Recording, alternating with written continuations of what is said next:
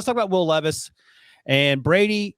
He's number 3 on your board. Rick, he's number 3 on your board. I have him number 4 because I've in the past fallen victim to being convinced into something that I didn't believe with my eyes. And Brady, Rick, and I have talked this to death. So I want to talk with you about Will Levis in specific.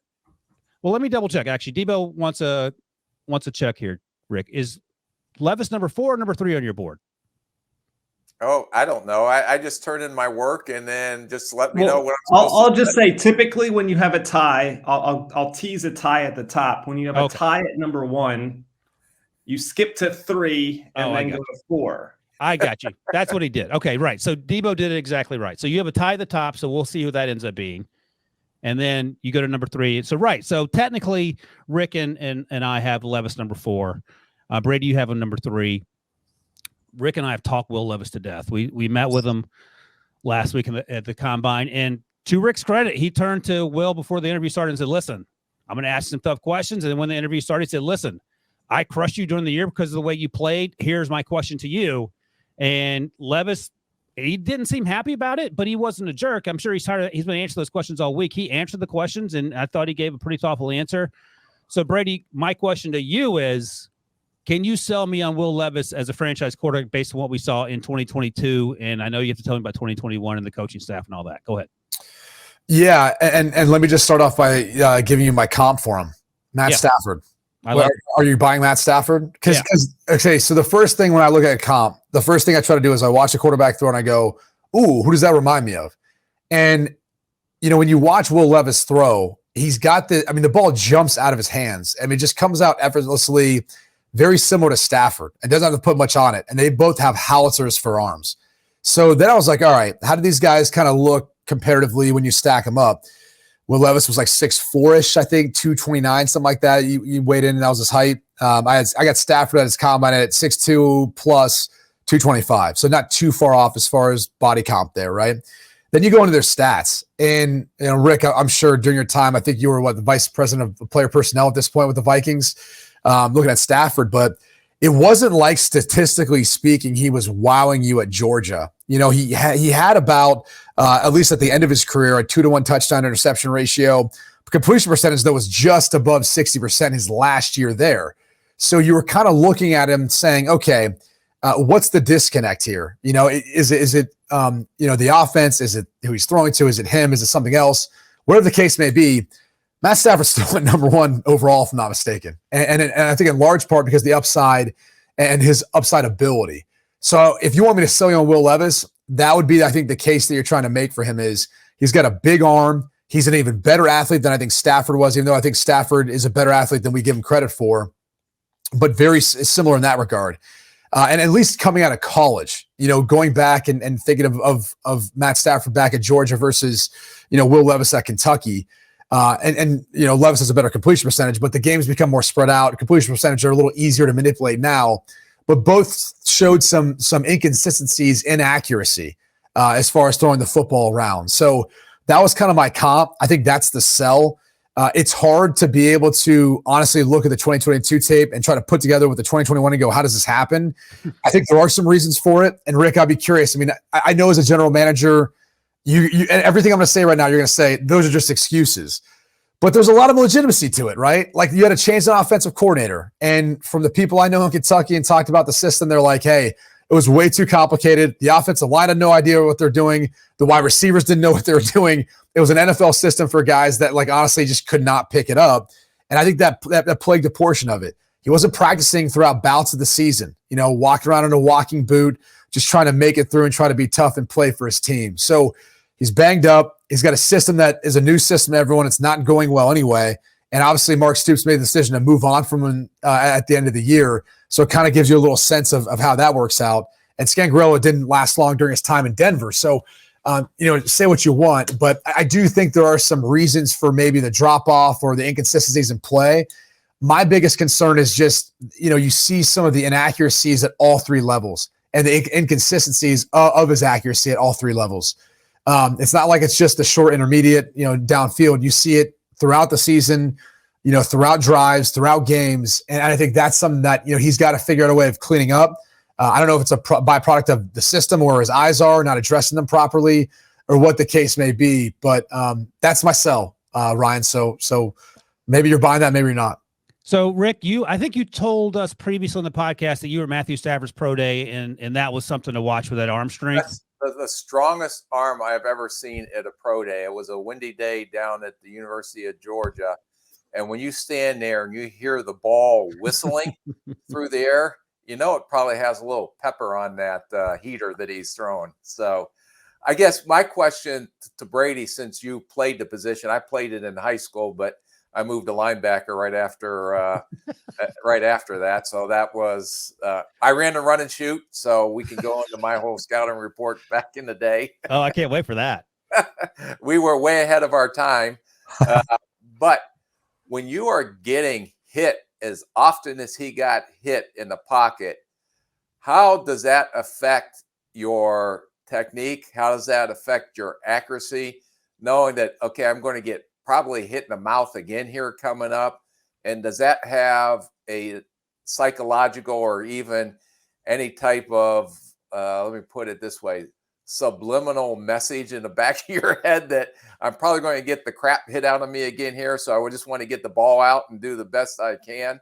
And the other question I have for you is, can accuracy be taught to a quarterback? Can accuracy improve? And my analogy was, okay, if you're a 4.6 guy in the 40-yard dash, you run 4.6, you'll never be a 4.3. Maybe you get to 4.55, but you'll never run a 4.3 in the 40. So the question is, okay, he's an inaccurate passer. We can improve it some, but is it a trait that you either have or you don't have? And we that's why you're on the show here today, because of your area of expertise that can maybe set us straight on some of these questions that I do have about playing the quarterback position. So this falls under the category if you don't want your quarterback to be too smart, right? Because you got to be dumb enough to be able to drop back every single play. And even after getting blasted the last 3 dropbacks, believe that they're going to be able to protect you and there's not mismatch so you don't have a dysfunctional offensive line. So you would love your quarterback to be dumb enough to be able to play that way and think that way. But I think we'd all agree it's not human nature. Even the GOAT, even Tom Brady, he doesn't like being hit, right? That's just part of the game. So to think that he probably didn't speed up some of his mechanics, to think that he probably didn't set properly to some of his throws, or even at times, got too focused on what was in front of him instead of what was downfield. Those are all probably legitimate reasons as to maybe what played a role in the inaccuracy we saw this year versus last year. Even though I will say this, his completion percentage was only a point below what it was, I think, in 2021. So those are all legitimate things that I think you talk about and probably buy into. And again, you don't want to make excuses for the guys, but the reality is in the NFL, those hits come that much faster, that much harder, and you got to figure out a way to get the ball out quick or before, faster than that, or you've got to figure out a way of protecting yourself up or being more mobile, getting outside the pocket, which he was obviously not able to do given, he's kind of banged up, had an ankle and foot injury he's dealing with.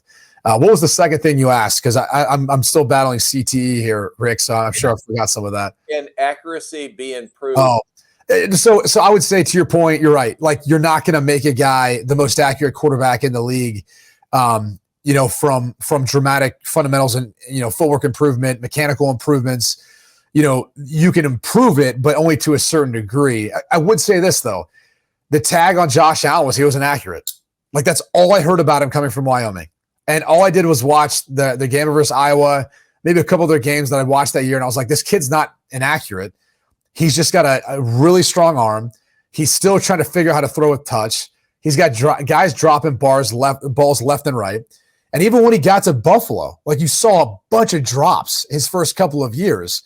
And then he started to adjust where he gets Stephon Diggs. That's part of it. You have a great wide receiver like that. He makes your life easier and the stats look better. But even from that, I think they started to adjust to his style and he got more comfortable within the offense. And I think the stability of playing in Brian Dable's system for 3 years, the stability of everything out around him that he had as far as the chemistry of guys he was working with, and then adding a guy like Stephon Diggs who could separate, who could make contested catches, who could make him look good on some of his inaccurate throws, all of that made him look now like one of the best passers in the league. And so I think you can improve it, maybe in some cases, depending on the supporting cast, drastically. But there is probably a ceiling, in that regard. And just one point, Brady, off of that is that people and analytics and all that stuff, they'll look at completion percentage and let's say it's 56%. Well, how many of those were dropped by the receiver? Right. Or his interceptions are up? How many of those are because it pinged off the receiver's hand or got and deflected up in the air?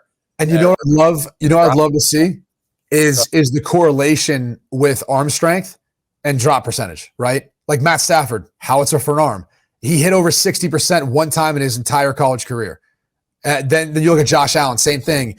I believe I've got him at 56% back-to-back years where he started at Wyoming. You start combing through guys with strong arms, tend to have guys who end up having more drops. Like that's just kind of part of it because it's not as soft of a ball. It's humming, as you said. It's making a sound. It sounds like a whistle when it's coming your way. And a lot of the throws that you're making at the NFL level are throws that the wide receiver is not going to be able to see you release the ball, or at least he shouldn't.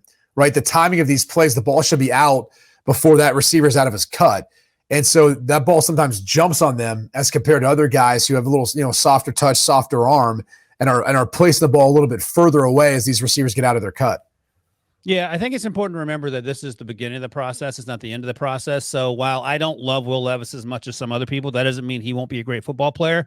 But Rick, I want like a 10-second answer, and I'll ask Brady the same question. We'll move on to our next quarterback. But Pete Prisco is coming around on Will Levis, and I don't want to speak for him, but I think he's pushing him for QB1. We'll see how far down that road he gets.